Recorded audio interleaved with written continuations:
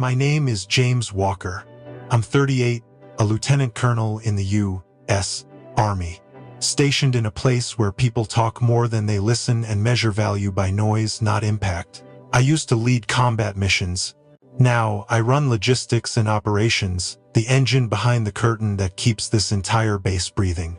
Some say I've been sidelined, tucked away in spreadsheets and protocols, forgotten by the flashier names and faster promotions. But here's the thing. When you've seen enough war, you stop needing to prove yourself out loud. You learn that control isn't about shouting, it's about knowing where the levers are, and who's too distracted to notice you're the one pulling them. The story you're about to hear didn't begin with drama. It began in a conference room decorated with patriotic streamers, lukewarm meatballs, and the scent of politics disguised as celebration. It was a welcome party for the general's nephew, Dylan, 28, loud, with a resume too polished for someone that green. They gave him a corner office and an inflated title before he even knew where the copy paper was kept. I kept to myself that night, sipping club soda, nodding politely. Then Dylan decided I was the easiest person to use for his little performance. He called me the spreadsheet guy, said I was the reason military parties weren't fun anymore. Something about how every base had its admin dinosaur. A few people laughed, mostly the ones who owed him favors or wanted his approval. I didn't respond, not because I was embarrassed, but because I've learned something valuable in this job. The ones who underestimate you are the easiest to dismantle. Not with noise, with silence and precision. That's what this is really about. What happens when someone who's been quietly building power finally gets the moment to use it? So if you're listening to this thinking it's another story about revenge, it's not. It's about being underestimated one too many times. It's about what happens when the quiet one stops playing small. When you've spent your whole life being ignored, there's a strange freedom in the moment they realize you were watching the whole time, that you saw everything, and now it's your turn. It was 11:47 p.m. when I spotted the error. A cargo manifest for a classified resupply run had been filed with the wrong drop coordinates. One slip of a digit and $500,000 in high-sensitivity equipment would have landed on the wrong side of the desert. I cross-checked, re-verified, and refiled. No alarms, no emails to brag about it. I just corrected the data and rerouted the cargo through the right ops channel before the birds even prepped for takeoff. By morning, it was like nothing had gone wrong. Everyone moved on with their day, sipping coffee, issuing orders, reviewing mission readiness reports. No one knew how close we came to a breach. That didn't bother me. I don't fix things to be thanked. I fix them because they need to be right. Quiet precision is how you earn trust in places where noise gets mistaken for leadership. Later that afternoon, an encrypted message blinked into my inbox. It was from General G. H. No header, no fluff. Just 4 words. Appreciate your discretion. That was it. No medal, no announcement. Just a message from the one man who actually mattered. And in this place, that meant something. Some people climb by flashing medals and shaking hands. I built my place with silence, showing up when things cracked. That message told me everything I needed to know. I wasn't invisible. I was being watched. Not with suspicion, but with quiet expectation. Like someone placing a rook in position, waiting to see if it can play like a queen. So I stayed steady. I kept doing the work no one noticed. Because I knew that someday they would. And when they did, it wouldn't be noise that got me there. It would be the weight of consistency. It didn't take long for the cracks to show. Dylan came in fast, full of confidence and pre-approved authority, waving around his access like it meant competence. They gave him oversight of logistics procurement, a position that requires precision, patience, and humility. He had none of those. Within 3 weeks, he signed off on a multi-million-dollar vendor contract without even reading the revised specs. The trucks arrived underweight, the equipment outdated, but Dylan just shrugged, blamed the vendor, and moved on like it was a typo in an email. Junior officers started to notice. Not the ones trying to climb fast, but the ones who'd been around long enough to see the rot. He dismissed questions in meetings with sarcasm, corrected people on details he barely understood, and berated a young lieutenant in front of half the command wing because she flagged a shipping delay he'd actually caused. The air started to change after that. People stopped speaking up. They stopped pushing back. That's how damage spreads, through silence and permission. I didn't correct him. Not publicly. Not privately. I just watched. And I documented every rushed approval, every careless signature, every instance of wasted time and strained morale. I kept everything in a private file marked only with the date, not because I wanted revenge, but because I understood timing. A mistake is just noise until it repeats. Then it becomes a pattern, and patterns are hard to ignore when the right eyes see them. There was one morning when Dylan announced a base-wide initiative to modernize our tracking systems. Sounds good in theory. Problem was, he didn't vet the software. It crashed our internal comms for 8 hours and delayed outbound transport for 48. No apology, no after-action review, just a smug press release he emailed out with his name in bold at the top. I saved that, too. The more he stumbled, the more entitled he became. He took over weekly operations briefings and turned them into rehearsed TED Talks filled with buzzwords and no substance. He mocked the old systems but didn't understand the new ones. He started skipping check-ins with the operations team but still wanted credit for smooth execution. And when things went wrong, he'd pivot fast, pinning the blame on whoever wasn't in the room to defend themselves. Every time I watched him do it, I made a quiet note. Date, time, witnesses, outcome. I wasn't gathering evidence. I was building a mirror, one clean enough for someone else to see him for who he really was. The general didn't step in. Not yet. But I started to notice the old man was watching closer. His questions got sharper. His eyes lingered a little longer in meetings when Dylan spoke. Dylan didn't see it. He was too busy trying to shine. But the rest of us, the ones who keep things moving, we felt it. A shift in the wind. Like a storm was building just out of view. And the funny thing about storms is, they don't care who built the house. They just find the weakest wall and blow straight through it. So I kept quiet. I let him think he was winning. And I waited, because sometimes the smartest move isn't to push back. It's to let the weight of a person's own ego drag them down until the fall is loud enough for everyone to hear. The general called me in without warning. No agenda, no assistant waiting outside, just a short message from his adjutant telling me to meet him in his office at 0600. That alone told me this wasn't about logistics. He didn't like early meetings unless something was shifting. When I walked in, he didn't ask me to sit. He just looked out the window, arms crossed, the silence thick like he was waiting for the room to settle around him. Then he spoke. He said Dylan was always going to crack. He knew it before the kid even stepped on base. He said every piece of rope Dylan was handed was part of a test, not for him but for me. That caught me off guard. I had to run that sentence through my mind twice before it landed. This wasn't negligence, it was design. He let the chaos happen because he trusted I'd see what others would miss. That I'd track it, quietly, without the need for applause or the temptation to jump in too early. He said if anyone else had tried to manage it, they would have blown the whole operation. Too noisy, too reactive. Then he turned and finally looked at me. Said I wasn't invisible, I was being watched. Not just by him, but by people whose names never show up in base reports. He said I was the only one he trusted to see the full picture, to gather without bias, to let it all unfold so the truth couldn't be denied. It wasn't flattery. The general doesn't do that. It was a mission briefing in plain language. And it hit harder than any promotion I've ever received. For the first time in years, I felt like I was exactly where I was supposed to be. Not cleaning up messes, but preparing for a shift. I asked him what came next. He just said, "You'll know." Then he handed me a folder. Inside was a full list of every operation Dylan had touched in the last 6 months. Some I already had records on. Others were fresh intel, details I hadn't yet uncovered. But they were all there. Like a map leading to a target I'd already been walking toward without knowing how close I was. Before I left, the general said something else. He told me not to stop Dylan. That part was key. He said, when a man is digging his own grave, you don't take away the shovel.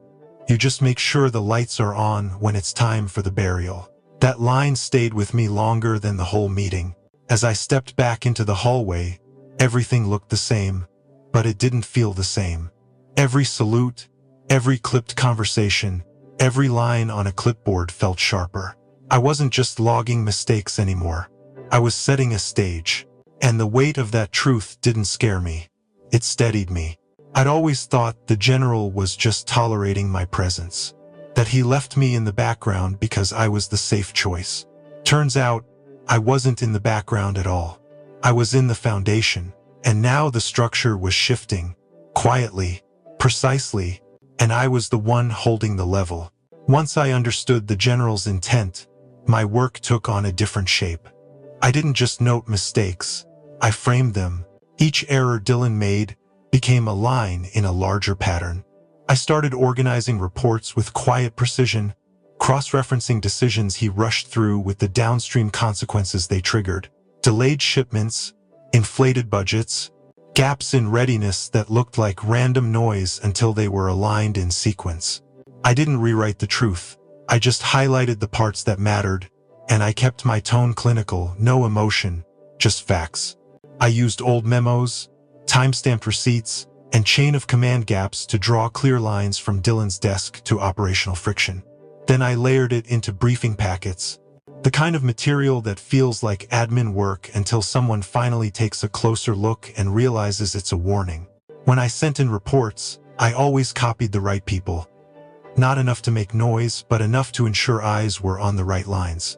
I avoided accusations. I stuck to data. I used the same templates Dylan approved himself, so there'd be no denying the structure. Everything matched his own formats. The irony wasn't lost on me. I met weekly with operations, and whenever I updated logistics forecasts, I left breadcrumbs. References to decisions Dylan had approved that didn't quite sync with supply chain realities.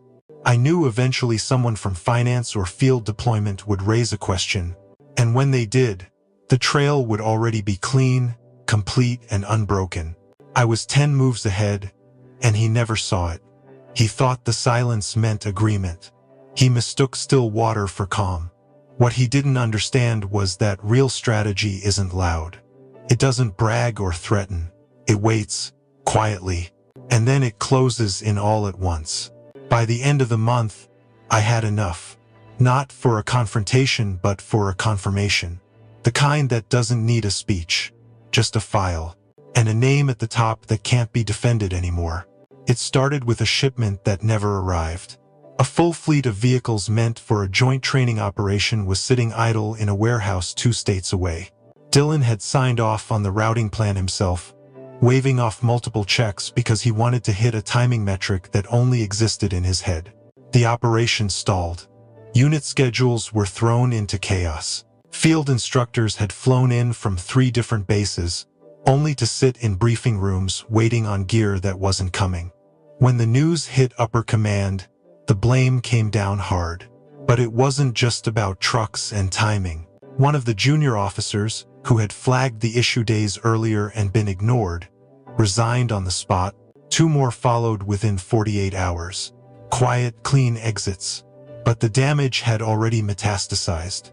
Command readiness reports were delayed. Procurement teams went into audit mode. The ripple was no longer containable. General GH didn't issue a memo. He showed up, walked into logistics like the floor belonged to him, eyes sharp, voice low. He didn't raise it, but the weight of his words hit harder than any shouting. Effective immediately, operational oversight would be shifted. Realignment pending. No names, no drama. But we all knew this wasn't a correction. It was the moment the lights flipped on. And Dylan, for the first time, looked unsure of where to stand. I stood back and watched. Not gloating, just still. The moment had arrived not with sirens, but with silence. And it was louder than anything Dylan had ever commanded. The room was too quiet for a Monday morning. No one touched their coffee. No one shifted in their chairs. The air held a kind of charge, the kind that tells you a page is about to turn. General G.H. stood at the head of the long table, his hands folded behind him, eyes sweeping across every face. He didn't start with pleasantries. He didn't need to. Everyone already knew something had shifted. The crisis from last week still lingered in every corner of the base. People were whispering about delays, about resignations, about the shipment that vanished and the careers that might follow. General G.H. cleared his throat and spoke in that clipped tone that didn't ask for attention but demanded it anyway. He acknowledged the disruption. He mentioned the fallout. Then he said the words that snapped everyone into full silence. Effective immediately, Lieutenant Colonel James Walker would oversee all base-level logistics and operational coordination. His voice didn't waver. He didn't smile. He let the weight of the statement settle in. I didn't look at anyone. I kept my hands flat on the table, breathing slowly. I hadn't asked for this. I hadn't lobbied for it. But I had earned it, and now the room knew. Dylan sat 2 seats down from me. His shoulders were stiff, his mouth pressed into a hard line. He didn't speak. He didn't have to. The silence around him was thick enough. General G.H. went on. He said, the decision wasn't about politics or family or who had the loudest voice in the room. It was about performance. It was about who fixed the problem when everything nearly fell apart. And it was about trust. He looked directly at me as he said it. Not a challenge, not a test. Just clarity. He said, I had stepped in quietly, done the work without drama, and restored operational integrity faster than any committee or task force ever could. And for that, the command structure would reflect reality. He didn't mention Dylan by name. He didn't need to. The contrast was loud enough. Around the table, I could feel the shift. The way people glanced at me now, not with surprise, but with realization. Like they were recalibrating who they thought I was. When the general wrapped up, there was no applause. That wasn't our style. But the message had landed. The guy in the shadows wasn't in the shadows anymore. Dylan finally spoke. A short question about chains of command, something clipped and vague. General G.H.